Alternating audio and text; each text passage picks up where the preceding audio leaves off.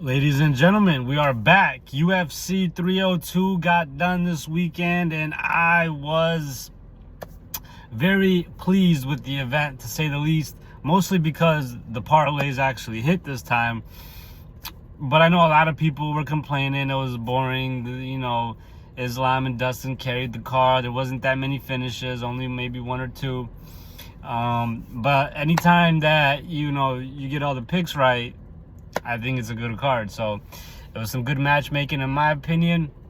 The only one that I got wrong was the Alex Morono fight, but I didn't pick that one in any of my things. Just felt like it was an iffy one. Had it going over 1.5 in one of them, and that one hit. But yeah, for the most part, it was a good weekend. It was a good fight card for me, and I got some picks for you guys for the next event coming up this weekend. We got Nasruddin Imavov in Louisville. They're going to be in Louisville, Kentucky. I may go to this one. It's only about a 5-hour drive for me.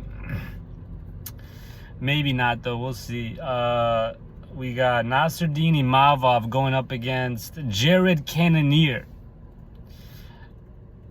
I like Jared Cannonier, and I want him to win, but usually the guy that I want to win gets smoked.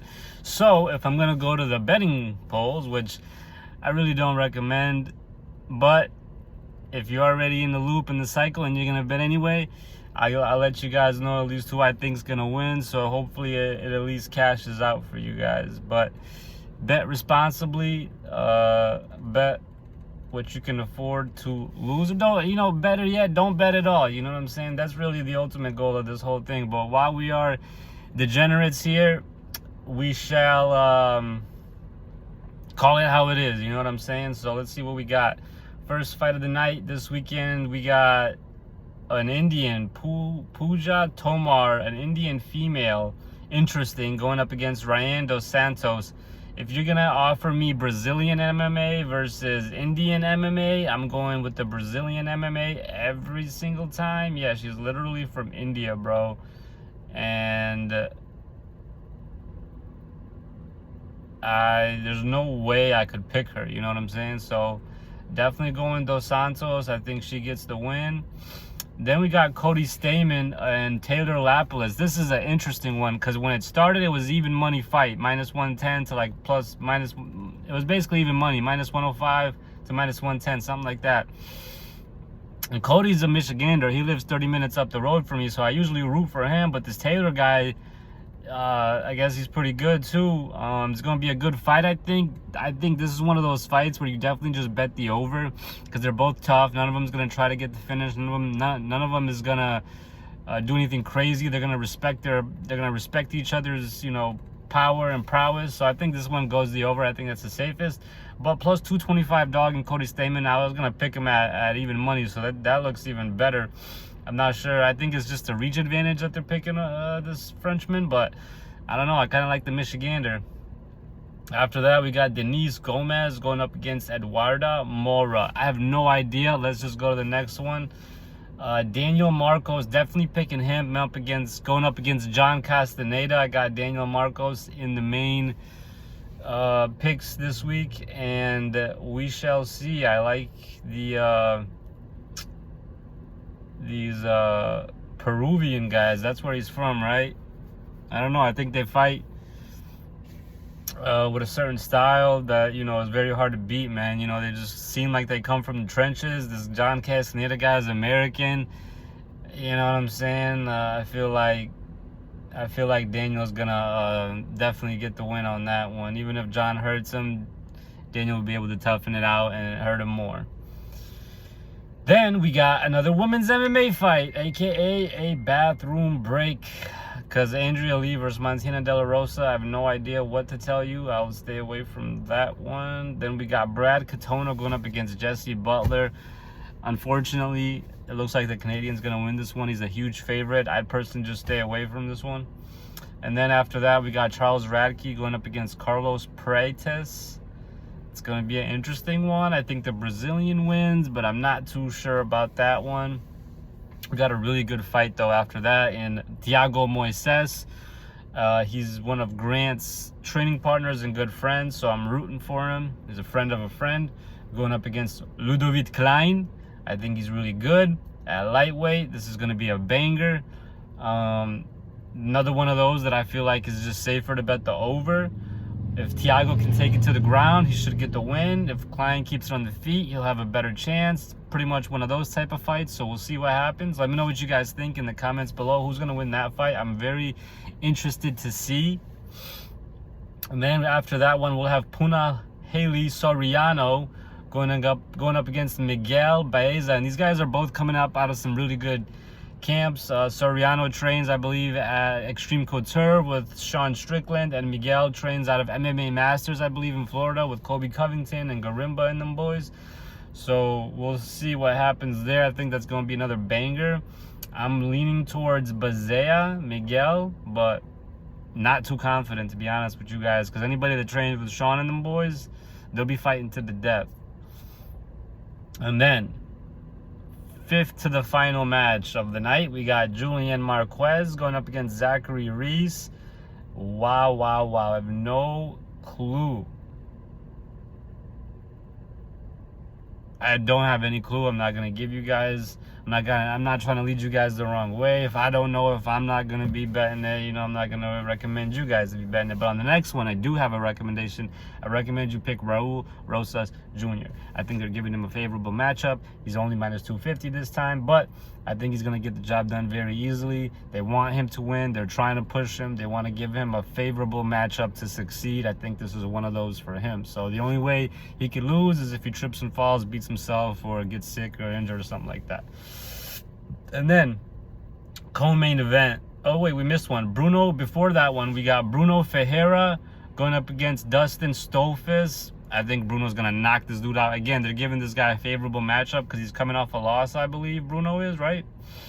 He got a win against Phil Hawes, but before that, he lost to Ruzi Boev. Interesting. But he did beat Phil Hawes recently, and I think he's gonna come in here and beat Dustin up too. So there's that. And then co-main, Dominic Reyes against Dustin Jacoby. Dominic Reyes has literally lost his last 4 fights. So if he... And I think the one that he won before that was when Chris Weidman injured himself and broke his leg. Correct me if I'm wrong. But he lost 4 after that. And he lost to Ryan Spann.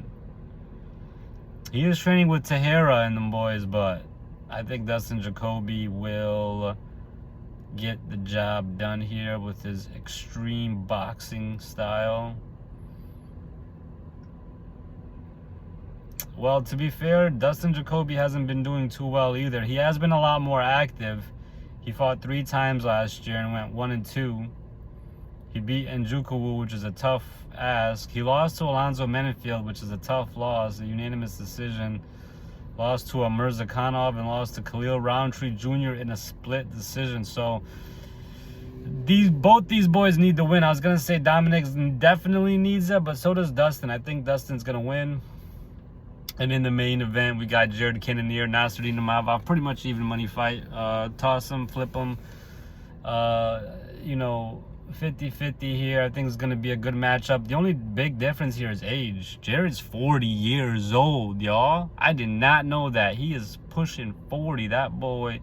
And that's at least 40, you know. You never know with these guys coming out of Africa and whatnot. They could be 41, 2, 3, 4, 5. And then you got Nasruddin Imavov, a young buck, 29 years old, coming in there looking like a young protege.